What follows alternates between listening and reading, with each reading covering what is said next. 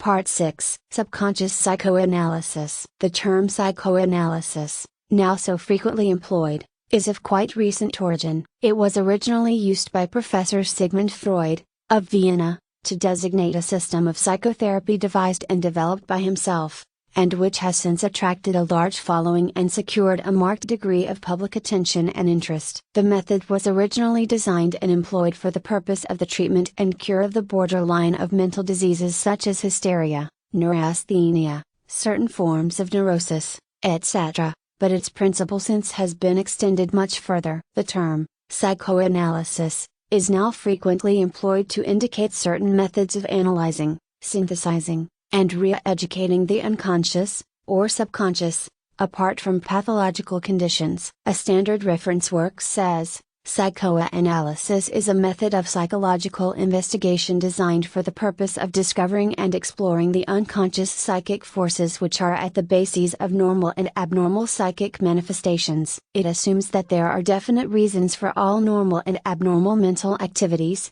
that no psychoneurotic symptoms are accidental or meaningless, but that they have always unconscious underlying causes which, if found and brought to the surface, become dissipated and cause the symptoms to disappear. With this assumption, Professor Freud evolved his theory of repression, which is the main pillar upon which rests the edifice of psychoanalysis. In brief, this theory states that the psychoneurotic symptom depends upon past emotional experiences of a painful or disagreeable nature which were forgotten or repressed into a mental field called the unconscious. The aim of psychoanalysis is to bring back into the field of conscious memory all the repressed unbearable ideas, to show the patient the connection between them and the symptoms, thus removing the latter. Dr. Wilfrid Ley, an interesting and instructive writer on the subject of psychoanalysis, says, the name given by Freud himself to the science is psychoanalysis, spelled also psychanalysis, or the analysis of the psyche. The psyche is not merely the mind regarded as a product,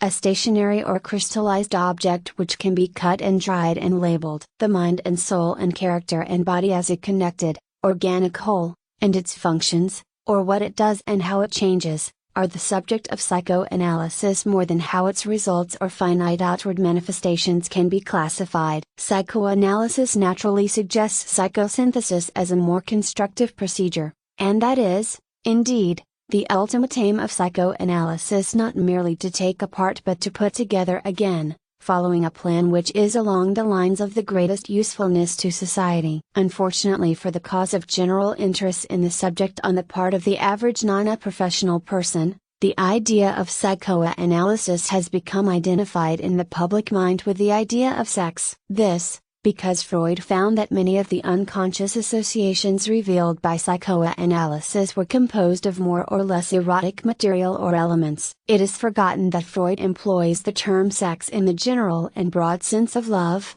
and does not limit it to the gross sexual phases or manifestations. Some of Freud's followers, moreover, have eagerly seized upon this sex element, and have placed undue, and often grossly exaggerative and quite grotesque emphasis upon it. In this way they have not only attached undesirable associations to the general idea, but have also brought the special method into ridicule by reason of their unwarranted extension of the principle to the point of absurdity in certain instances. They have not only brought about a reductio ad absurdum, but also a condition of ad nauseam. Psychoanalysis should pray to be delivered from its friends by itself. It can take care of its enemies. In an article on the subject contained in a standard reference work, the conservative writer truly and wisely says, while psychoanalysis, in the hands of competent men, has undoubtedly been of great help in exploring subconscious states, some wild psychoanalysts have so thoroughly misinterpreted the sexual question that it endangers the science. In the present consideration of subconscious psychoanalysis,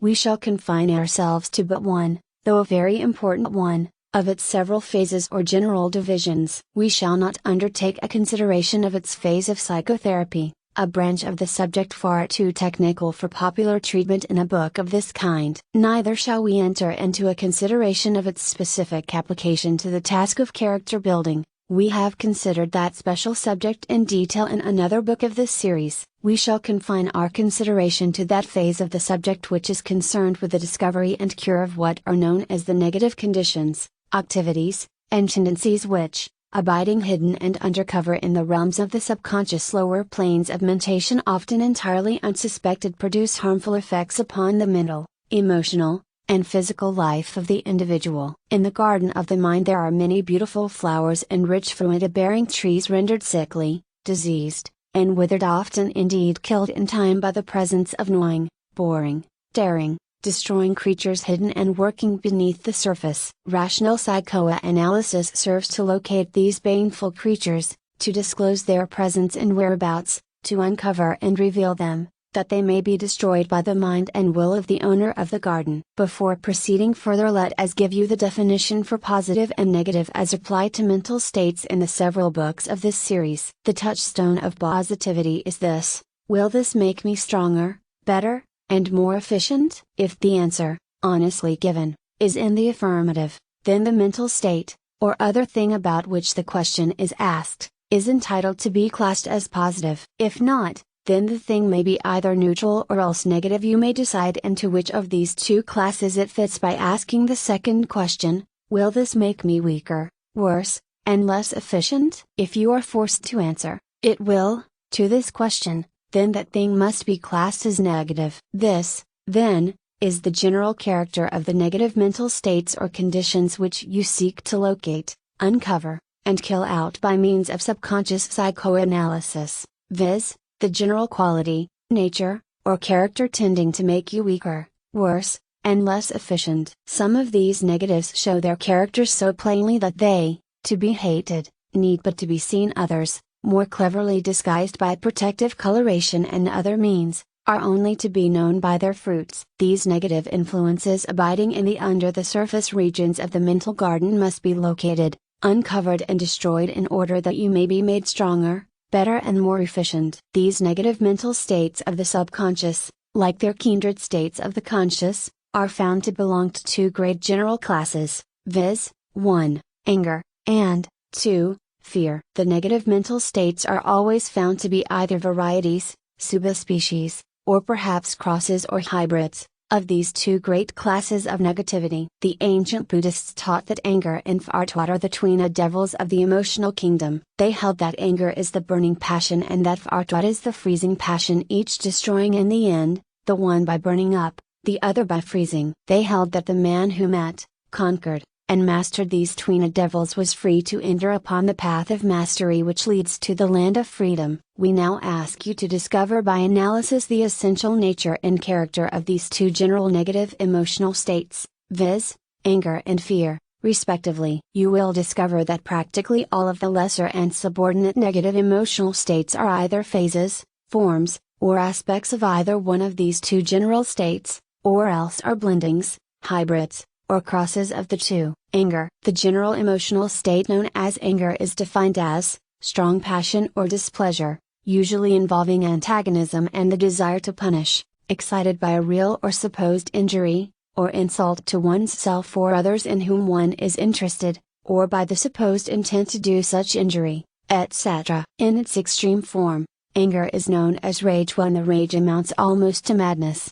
It is known as fury. In its milder forms, anger is known as vexation, annoyance, indignation, etc. The more permanent emotional states resulting from anger are known as resentment, grudge, or grievance, defined as follows. Resentment is hostility aroused by a real or fancied injury, injustice, hurt, or insult, a state of moody animosity, or deep and lasting smoldering anger. Grudge is state of smoldering anger, sullen malice or malevolence, cherished animosity, enmity, ill will, dislike, spite, hatred. Grievance is the feeling of the burden, hardship, and oppression resulting from a real or fancied wrong, insult, injustice, or injury, accompanied by the feeling of resentment or grudge resulting therefrom. The essential elements of anger, in any and all of its forms and phases, are a. Keen displeasure, discomfort, and discontent, b. A resentment or grudge, and c. More or less desire to punish or get even with something or somebody associated with a real or fancied injury, injustice, wrong, hurt, or insult giving rise to the feeling. Fear. The general emotional state known as fear is defined as a painful emotion or passion excited by the anticipation, expectation, or apprehension of possible or probable hurt, injury, wrong, insult, or other painful, unpleasant, uncomfortable, or discontenting experience. Its extreme phase or form is that of panic. Next in decreasing order is the form of terror, then that of dread. Lesser forms are those known as apprehension, anxiety, alarm, care, solicitude, etc. All phobias, i.e., aversions and dreads, are forms or phases of fear. Blendings, hybrids, and crosses. Among the many blendings, hybrids, or crosses of anger and fear, are found the apparently widely separated emotional states known, respectively, as jealousy, envy, hatred, malice, spite, intolerance, prejudice, also remorse, shame, mortification, humiliation, the sense of inferiority, distrust of self, cowardice, and similar mental states or complexes. In the case of some of the above named emotional states, you will find no difficulty in discovering and recognizing the presence of anger and fear in some of their various degrees, forms, phases, aspects, or modes of combination and blending. In the case of others, you may at first doubt the presence of one or the other, or of both, of these fundamental emotions, but a careful analysis will reveal the blending of both of these elements, which combined with certain ideas constitute forms of what is known as the complex, i.e., a combination of feeling and idea. In each and all of them you will find, a feeling of pain, discomfort, discontent, b, a resentment or grudge,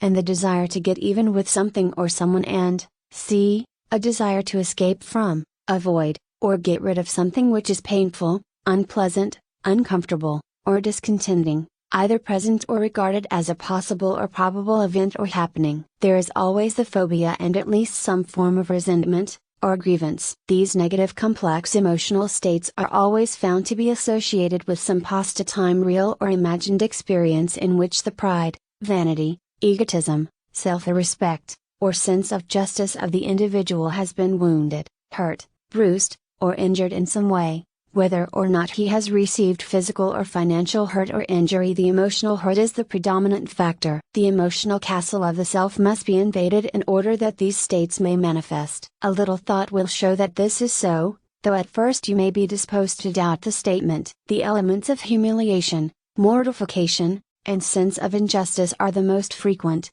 and often the strongest elements involved in the manifestation of resentment, grudge, and grievance, and such constitute the most troublesome and most persistent of the subconscious roots, sources and causes of mental, emotional and physiological disturbances, impaired functioning, and tendency toward exaggerated activity. There is no need here for a recital of the well-known facts of the detrimental effect of certain negative mental states upon physical conditions, and upon mental health and normal functioning. These are now matters of common knowledge, thanks to the reports of the investigations of the past 25 years or more. The mental cause of diseases is a subject concerning which practically every person of average intelligence now has at least some knowledge, and to which he extends at least some degree of belief. That mind and body act and react upon each other is now universally accepted, and that certain harmful emotional states, particularly when manifested excessively and in extreme form, result in mental disorders, unsoundness, and abnormal conditions, is now equally well known and accepted. Most persons, however, have no suspicion that such emotional states persist often long after the conscious memory of them has passed away. The individual, though he realizes that the evil they do lives after them, does not imagine that their evil qualities which are interred with their bones continue to manifest their baneful tendencies beneath the surface of the conscious mentality, and that they have really been buried alive, and that long after they have been forgotten by the consciousness they are alive and busily at work gnawing, boring, and cutting at the roots of the plants in our mental garden. Such, alas, is the case. Freud and his school of psychoanalysis have paid especial attention to this fact, and have sought for and devised efficient methods whereby these subconscious moles, gophers, worms, and other underground destroyers may be located, uncovered and destroyed. This, indeed, is one of the chief offices and purposes of psychoanalysis. Referring to the descriptive statement concerning psychoanalysis given at the beginning of the present section of this book, we ask you to consider once more the following fact: Psychoanalysis is a method of psychological investigation designed for the purpose of discovering and exploring the unconscious psychic forces which are at the bases of normal and abnormal psychic manifestations. It assumes that there are definite reasons for all normal and abnormal mental activities, that no psychoneurotic symptoms are accidental or meaningless, but that they have always unconscious underlying causes which, if found and brought to the surface, become dissipated and cause the symptoms to disappear. The aim of psychoanalysis is to bring back into the field of conscious memory all the repressed unbearable ideas, to show the patient the connection between them and the symptoms, thus removing the latter. This being understood and remembered, let us now proceed to consider why and how these unbearable ideas become repressed, and how they may be discovered and brought to the surface by psychoanalysis. In the first place, you are asked to realize that every human being has experienced many instances of pain, discomfort, and discontent of quite a marked, intense and poignant, i.e., piercing, sharp, pricking, character. This is particularly true in the stages of infancy, childhood, youth, adolescence, in which such experiences frequently take on an exaggerated character. The developing emotional nature of the infant or young child. The child under 5 years of age sometimes undergoes emotional bruises and hurts which, though apparently forgotten, frequently leave effects which persist during the entire afterlife of the individual. The same is true of the young boy or girl up to and including the stage of adolescence. Many of the most persistent and annoying underground gnawers are those which have been placed in the subconscious mind during the years of adolescence, youth, early childhood, and even in infancy. This fact has been well established by psychoanalysis. These unpleasant, uncomfortable, and discontenting experiences are not in themselves the underground pests. It is rather the emotional effects resulting from them that constitute the evil mental forces in question. The reaction of them, rather than the original action, is the chief cause of the trouble. For instance, the emotional nature of the child or young person undergoing such an experience tends to react in the form or phase of anger or fear, in some of their degrees, variations, or blendings. The hurt or bruise of the painful, uncomfortable, or discontenting experience, the affront, rebuke, insult, humiliation, mortification, wounded pride, frustrated purpose, imposition of the will of another person, defeated desire, injustice, tyranny, oppression, failure, or whatever it may be, tends to arouse anger, i.e., keen displeasure, resentment, and more or less desire to punish or get even with, or else fear, i.e., the painful apprehension or expectation of evil, accompanied by the desire to escape the feared experience, often, both anger and fear. The reaction of anger tends to develop deep-seated grudges, resentments, indignation, sense of injustice, accompanied by more or less hatred and desire to hurt the offending person or thing, or that which resembles or is associated with such. The reaction of fear tends to develop fearfulness, fardad, cowardice, lack of courage, faint-heartedness, timorousness, lack of self-confidence, timidity, pusillanimity, and a general shy, shrinking, shriveling up, and retiring disposition, a wish to get away from things. The reaction of anger is extroversive, i.e., in the direction of going out toward, or flying off to, something outside, in order to grapple with, fight, combat, struggle with, defeat, or destroy it. The reaction of fear is introversive, i.e., in the direction of shrinking back from, getting away from, retiring from outside things. The normal person manifests a balanced position between these two extremes. When an abnormal tendency in either direction is experienced,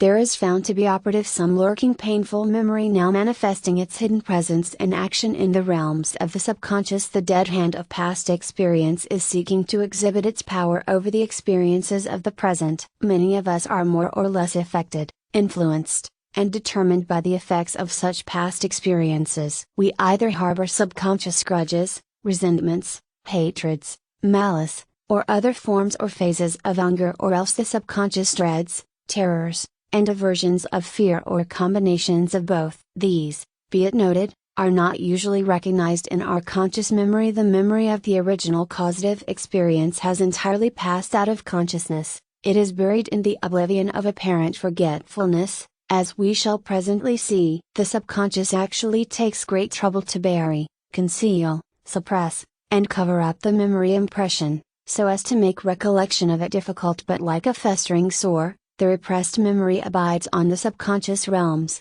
poisoning the entire system. Many of us have concealed cancerous, malignant sores of this kind in our subconscious mental being. But why does the subconscious strive to suppress and cover up these old memories? You may ask. The answer expresses one of the original discoveries of psychoanalysis. It is quite simple when you have it presented to you, but you would not be likely to stumble upon it otherwise. The answer, briefly stated, is this: the subconscious strives to suppress, repress, bury, hide, and cover up memories of this kind, for the reason that it is its nature to avoid pain, discomfort, and discontent. These memories being painful, uncomfortable, and discontenting, the subconscious strives to hide them, conceal them, cover them up, just as in all nature living animals and plants proceed instinctively to hide and cover up their wounds and hurt places. It is an instinctive protective action of nature. Sometimes the subconscious performs this work by overlaying the painful memory with those of a different nature. Again, it blends and mixes with it pleasant elements of other experiences, grafts new parts on it, as it were, so that finally the painful elements are lost to conscious memory and recollection. Psychoanalysis reveals many interesting cases of this kind, in which an originally painful memory has been so overlaid, or so grafted upon, with new material that the unpleasant elements have been completely obscured. This would be wonderfully beneficial were it not for the fact that, alas, the roots of the trouble remain, only the above ground portions being removed, or, to employ another figure, the sore has been merely covered up, though uncured and still manifesting its evil activities beneath the covering. Psychoanalysis searches for the roots, and then destroys them, or, it seeks to cure the cause, not merely to remove the symptoms. The pages of the reports of psychoanalysis are filled with definite reports of cases in which present troubles have been traced back to painful past experiences, particularly to experiences in which the individual in his younger days was subjected to humiliation, degradation, abasement, mortification, shame, wounded pride or injured vanity, suggestions of his inferiority, loss of dignity or self-respect, in short, to wounds of his egoistic so ill a nature. In some cases these causes have led to the cultivation and development of a character manifesting in shrinking, retiring, drawing back, shriveling up, or getting out of things the timidity, faint-heartedness, lack of self-confidence, or the inferiority complex marking the introversive effect of fear. In other cases, these causes have led to the cultivation and development of the character traits of quarrelsomeness, antagonism, resentment of things in general, prejudice, suspicion, jealousy, hatred, and general truculency, marking the extroversive effect of anger. Even in cases in which the phobias, fears, prejudices, resentments, and antagonisms have been of a more limited character, they have been traced back to repressed, suppressed, buried, and covered up memories of experiences of the kind we have mentioned. For instance, a woman who had a morbid horror of snakes, almost an obsession of fear concerning them, a waking nightmare regarding them, was cured entirely when by psychoanalysis there was uncovered a forgotten experience of early childhood in which she had been terribly frightened by a toy serpent. Other phobias concern with spiders, roaches, kittens, certain flowers, etc., have been uncovered and cured in the same way. Prejudices concerning persons of certain nationalities or callings have been traced back to painful or humiliating specific experiences of childhood, a cure being then effected. Unreasoning fears, panicky thoughts, prejudices, and hatreds of certain things have been uncovered and cured by the same general method. In short, the roots or sources of poisonous mental traits, tendencies, and mental attitudes have been found hidden under the surface of the conscious mentality, and the troubles have been cured, by an application of these general principles. You now have two important questions pressing for answers, namely, 1. How and why are these troubles cured? By discovering, uncovering, and bringing into the light of consciousness their roots or sources. 2. By what methods may these roots and hidden causes be discovered, uncovered, and brought to light? In the answers to these two questions is to be found the gist of the effective principles of psychoanalysis. To answer them fully would require the writing or reading of many books, and excursions into many fields of the general science of psychology, but we shall endeavor to give you in brief, concise form the essential features of such answers. Concerning the first of the two questions, we would say that it is an old principle of psychology that if one can analyze, dissect and classify cold-bloodedly the psychic elements involved in an emotion, then the heat, power, and energy of that emotion is dissolved, disintegrated, and dissipated. Emotions, as a rule, cannot stand a cold-blooded analysis. It chills them, often freezes them, sometimes kills them outright. Contact with the intellect tends to weaken emotion, hence,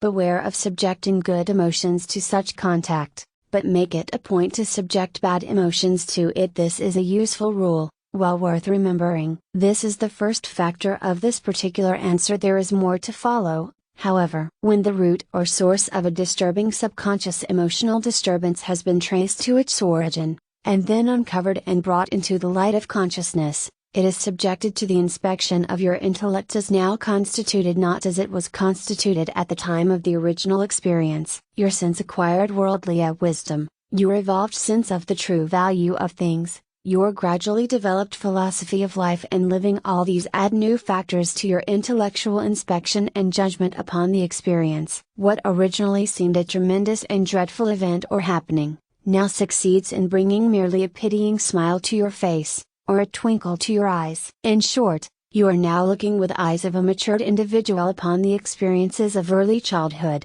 youth, or period of adolescence. The mental bruises, like the physical ones, of childhood, important and charitable as they seem to the young mind, are quite different things when viewed from the mental position of matured experience and the philosophy of manhood or womanhood. When the buried memory is located, uncovered, and subjected to the light of conscious inspection by the individual who has long since put away childish things, it is perceived, weighed, measured and valued by him just as are similar experiences which he perceives on all sides being undergone by the children and young folks of his acquaintance. He sees them for what they really are, not as the child sees them. Psychologically, the original impression is brought before his consciousness as a present happening or event and is valued as such, and as its actual value is really slight, he realizes that it is not at all worthwhile. He is amazed at its insignificance, and he is able to smile at it before he casts it aside from him as a worthless trifle. Thereafter it has no meaning nor importance to him. Its power over him has passed away, and he is free from its effects. The smoldering embers, exposed to the air, expire in a final flash and are reduced to ashes, the dust of which is blown away by the winds. Even apart from the specific and definite application of the principles of psychoanalysis, many persons may be benefited by a similar conscious reevaluation of old mental sores and bruises. By bringing them fully into consciousness, with all their original circumstances and associations, and then weighing, measuring, and reevaluating them by your present standards, in the light of your subsequently acquired experience and knowledge, you will find that they never really were nearly so great or so serious as you originally believed them to be, and you will discover that their present-day importance, significance, and value is still less often it is an ill. Vague introspection is a morbid, unprofitable task, and a bad habit, but scientific psychoanalysis of past experiences, conducted with a definite purpose and end,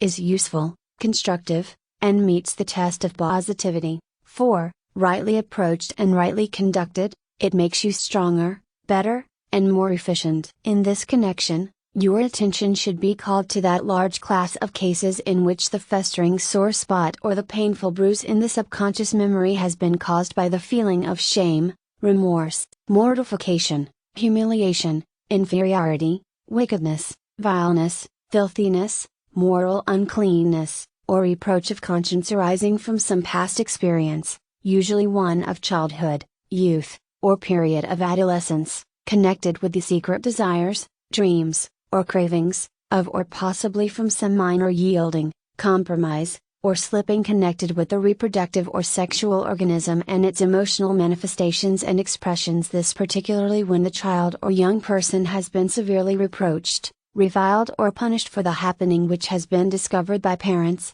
teachers, or other adults, when the cry of unclean, unclean has been loudly raised and persistently repeated and recalled to mind. Those of us who have honest and efficient memories of our own days of childhood, youth, and period of adolescence, know full well how frequent and common such early life experiences are. The insistent curiosity of the young child and youth, and the unfolding processes of puberty and adolescence, result in innumerable cases of such painful and distressing experiences, the memory of which are, too often, then buried alive in the underground regions of the subconscious, thereafter to plague and worry the mind of the adult person. The intelligent psychoanalyst, when such subconscious emotional sore spots and bruised places are uncovered by the process of psychoanalysis, proceeds to throw the light of scientific knowledge and judgment upon these unpleasant things thus unearthed. He points out to the patient the fact that there is nothing essentially evil about the reproductive organism and its manifestations and expressions,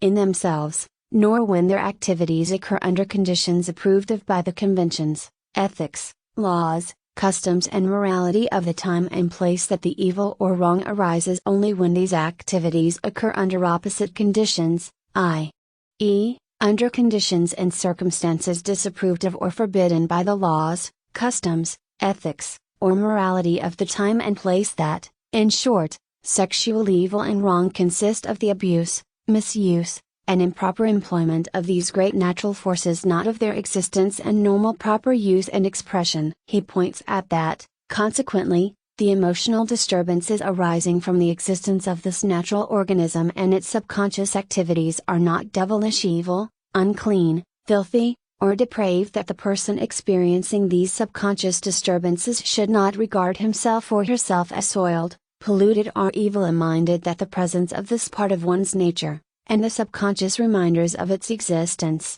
do not constitute rational and proper causes for self-reproach, humiliation, mortification, shame or remorse, and that the painful memories of past experiences of this kind and of the unpleasant results arising from their discovery, punishment, and reproaches, should be dissipated, disintegrated, dissolved, and allowed to blow away on the winds of time. The idea of essential cleanness replaces the old thought of uncleanness. Thus is the curse taken off the memories. This leads to the rational, sane, scientific control, direction, and mastery of this part of one's nature, and, as a consequence, a healthier mental, emotional, and physical condition is made possible. When the light is turned on, the darkness and its imaginary inhabitants disappear. The psychoanalyst also teaches the patient the value of the principle of sublimation, i.e., the transmutation of the elemental instinctive urge into new and other channels. For instance, the creative element underlying the reproductive instinct may be,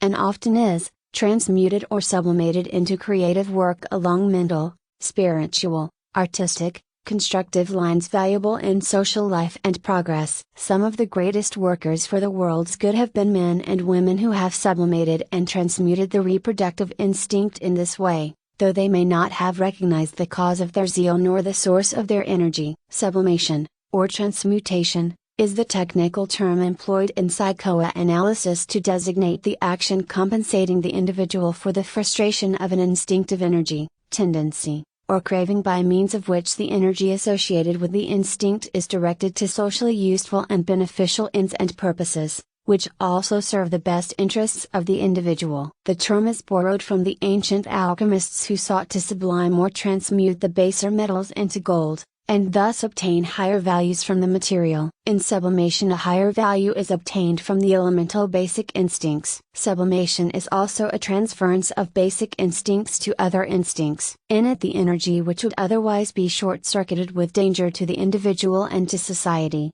is thrown into work, especially creative work, along other lines of human endeavor and expression. In it, some dominant instinctive craving is sidetracked by switching it into other lines of work and activity. This method has been found to be quite practicable, for as Dr. Lay says, it has been proved, over and over again, that humans can get interested in anything, particularly anything human, the only requisite being the same as that of a love of men for women and of women for men, that is, a complete devotion to an absorption in the work that they are doing, to the utter forgetfulness of self. The methods devised by psychoanalysis for the location, discovery, uncovering, and bringing into the light of conscious inspection the hidden and covered up sore spots and bruised places of the subconscious, may be classified as follows: 1. Free association, 2. Analysis and interpretation of dream symbols, and 3. Mental catharsis. Each of these we shall now consider briefly. The essential features and factors of each shall be presented for your inspection, the innumerable details being left for the treatment given them in the scientific works devoted to the special technique of psychoanalysis. Free association. In this method, the underlying principle is the well-known law of association of ideas of modern psychology. This law may be stated as follows: the stream of ideas is continuous, each idea or thought being linked with the one that immediately precedes and the one which immediately succeeds it. All one's ideas have certain definite associations with all his other ideas, though there are cases in which the connection cannot be traced in consciousness. Professor Reby Titchener says, there is no distinct bit of consciousness answering to the associative bond, but only conscious processes standing related, and hence more or less unified. The associated contents are now rich and now a mere thread, the mass is now intensive and now weak, now clear and now obscure, now directed by a single element and now by the union of two or more streams of influence, now run through with pleasantness and now actively indifferent. Successive association is, like every consciousness, kaleidoscopic, picking up processes here and dropping others there, but carried always by a common core, so that there is never a jump from one stage to another, never an hiatus within the chain, but invariably a gradual transition from point to point. When you think about anything, no matter what it may be, you will find yourself afterward thinking of something associated with and suggested by the thing first thought of. You may satisfy yourself of this at once. If you doubt it, by a trial, you will find, invariably, that thinking of any one thing causes you to also think of some other thing associated with or suggested by the first thing, and so on and on. This is the fact that underlies the law of association of ideas. There are many forms and phases of such association, but the distinction between them need not be considered here. The fact with which we are now concerned is that ideas do flow in a stream of association through the field of consciousness. The stream is continuous, flowing on and on and on. So long as we continue to think A is followed by B, then comes C, D, E, F, G, H, I, J, K, L, M, and so on until something intervenes to divert conscious attention elsewhere. More than this, psychology teaches that every impression or record stored in the subconscious memory is linked by some, usually many, associative or suggestive bonds to every other impression or record stored there. Consequently, if we start with any thought as a loose end, we may in time unwind the unbroken thread until we come to the particular knot for which we are searching. This would take much time, ordinarily, but it has been found that by free association the subconscious speedily makes a shortcut, or bridge over the intervening space, and attaches Z to it without need of our thinking of the intermediate links, just as we frequently say from A to Z, instead of naming the intervening letters of the alphabet. Just why the subconscious does this, not but the subconscious itself seems to know, but it, itself, will not tell enough for us, however, is the fact that it does do it. The psychoanalyst seeking to locate and uncover a subconscious sore spot or bruised place starts into operation the process of free association. He asks the patient to think of something anything will do and then to allow the process of free association to proceed to wind up the loose end of the mental yarn, without interference from the conscious mentality or will. He is not to think for a purpose, however, neither is he to deliberately build fanciful air castles of imagination. All that he is to do is to keep hands off, to keep out of it, and allow the subconscious mental machinery to do the rest, and do just that it certainly will. In free association the individual becomes a passive spectator of the kaleidoscopic panorama of passing thoughts, ideas, memories, mental pictures. He withdraws his will, his judgment, his criticism, his tastes, and allows the mental stream to flow past unhindered by conscious intervention or interference. In free association each thought or idea liberates the next one purely by reason of some sympathetic association between them, and without being influenced by an intellectual interference. This is why it is called free. The person merely sits on the fence and watches the circus procession go by, the marching elephants and camels, the string of caged animals, the clowns, the Benda wagon, and all the rest, pass by the silent spectator. A writer says, the sort of mental attitude aimed at is not a hard one to acquire, and is in reality more of an act than anything else, and when the requisite mental condition is apprehended, a little practice will enable one to comply with the requirements quite easily. Here is an actual illustrative example. The person sitting with pencil in hand, and with paper before him, is asked to think of the word Lusitania, and to mark down each item of the associated stream of ideas flowing from that source. He thinks of the sinking of the ship of that name by the submarine, then of the Germans, then of the Great War, then of the entrance of the United States into the conflict, then of the young Americans who were called to serve their country, then of a particular young man who volunteered, then of Fort Benjamin Harrison, to which that young man was sent after his enlistment, then of the former President Benjamin Harrison, after whom the fort was named, then of the grandfather of that former president, himself a president, then of his grandfather's hat which the former person often was pictured as wearing, then of Uncle Sam who wears a similar hat in the familiar cartoons, then of a long since deceased particular uncle named Samuel, and known to the thinker as Uncle Sam, then of a certain case of real or fancied injustice to the thinker, a very old sore spot or bruised place arousing irritation, vexation, resentment, and a deeply seated grievance or grudge in which this particular Uncle Sam was a leading participant. Then comes the startling realization that this particular grievance and grudge had served to poison the mental and emotional life of the thinker for many years, and had given to him a decided undesirable trend of thought, feeling, and action. This recognition then causes a revaluation of that ancient experience, and a consequent dismissal of it as having been a case of much ado about nothing, and a belated recognition of the two sides to the question. This particular example will serve to illustrate the entire principle and process of free association. The loose end may be any idea or thought chosen at random by the professional psychoanalyst, or by the person who is psychoanalyzing himself. The subconscious will soon make the shortcut, or bridge, of association, from at least G to Z, leaving out the intermediate letters. There is no chance about it. The process follows a law as regular and constant as that governing the tides, or as the law of gravitation. Seemingly devoid of any logical character, it really follows the law of exact logical order and sequence. There is one factor, though, which must always be present, the factor of absolute honesty regarding the ideas coming to view in the passing stream. No matter how unpleasant, how distasteful, how unnice, how shocking, the ideas may be at times, they must be taken account of and noted down, otherwise the logical sequence is interrupted,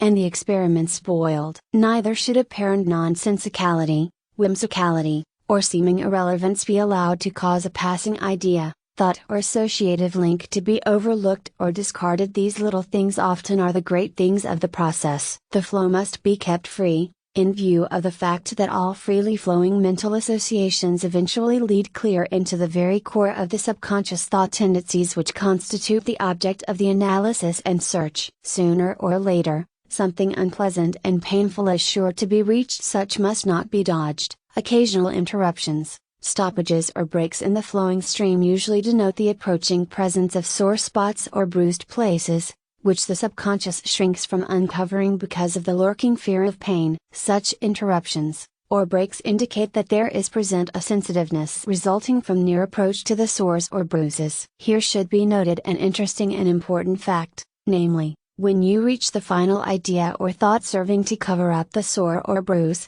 you will know it at once. Something will seem to say, "Here it is," or "This is it."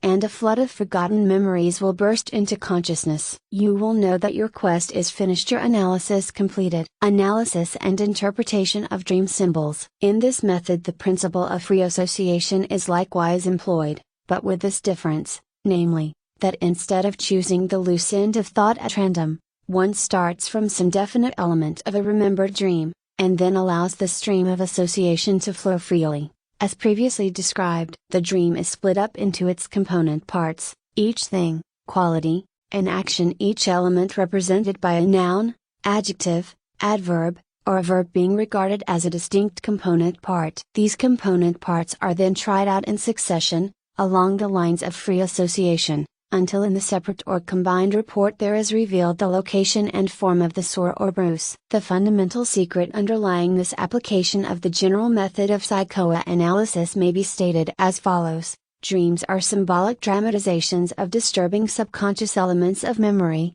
In symbolic form they represent the repressed, suppressed, covered up painful wish, fear or weakness. They always have a hidden meaning which may be found and translated by means of scientific psychoanalysis. Their symbols give very effective loose ends from which to unwind the ball of hidden memory by means of free association. Sanely and intelligently employed, this method produces valuable results. It is to be regretted, however, that some over-enthusiastic followers of the Freudian teaching have carried this principle to such an absurd and fantastic extreme as to cast ridicule upon it, and to cause many persons to overlook the scientific and valuable elements involved in it. Mental catharsis. This method, as the name implies, is of a cathartic cleansing, purifying nature. In mental catharsis, there is made a determined effort to get out of the system many objectionable emotional states, resentments, grudges, old sores and bruises by means of bringing them into the field of consciousness by an act of will,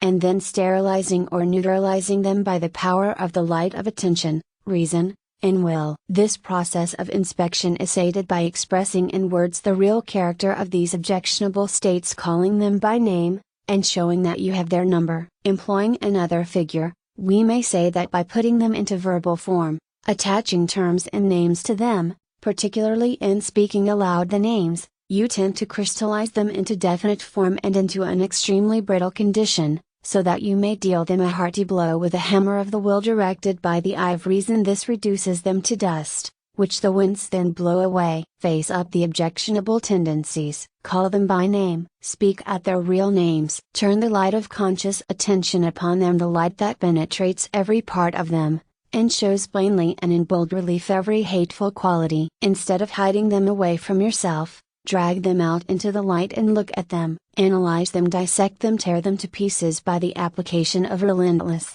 ruthless analytical reason. Then, disperse the fragments. You will find it easy to get rid of them when they are in this form. Hiding them, concealing them, covering them up from yourself, only means burying them alive and having them work mischief for you. Drag them out, face them up, see them for what they are, call them by their right names, and then get rid of them. You will often find that these hidden things of the soul are really things not essentially evil or harmful, perhaps even good in the right place and time, under the right conditions and environment, but which are bad when out of place and time, and under the wrong conditions and circumstances. Dirt, filth, refuse, garbage and other objectionable material are usually something alright and good in the right place but quite bad in other places. Your mind and soul is not the right place for such refuse, garbage, and dirt. Drag it out, and have it hauled away to the dumping place for such things. Repression and concealment, hiding and covering up, only intensifies the evil. Drag it out into the light and air of conscious attention,